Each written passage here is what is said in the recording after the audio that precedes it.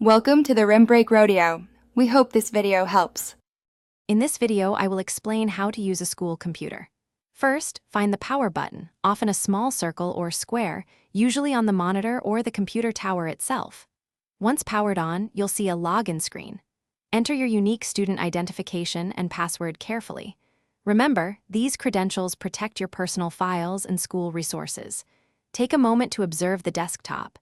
It's your main workspace. You'll see various icons and a taskbar at the bottom, which are your primary navigation tools.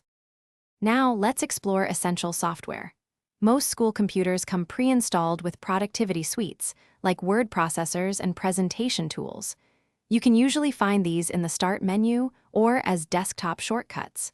When working, it's crucial to save your files regularly, perhaps every 5 to 10 minutes. Always save to your assigned school network drive, often labeled with your student ID, to ensure your work is backed up and accessible from other school computers. Avoid saving directly to the local desktop. Using the internet responsibly is paramount.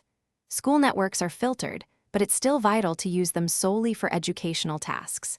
If you encounter anything inappropriate or suspicious, inform a teacher or staff member right away. Do not try to handle it yourself. When communicating online, whether through email or collaborative platforms, always maintain a respectful and professional tone.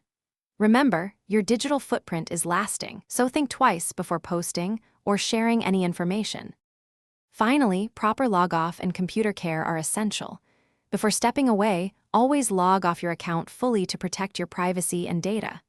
At the end of the school day, perform a complete shutdown, not just a restart, to ensure the system updates properly. Keep your workspace clean, free of food and drinks, to prevent damage.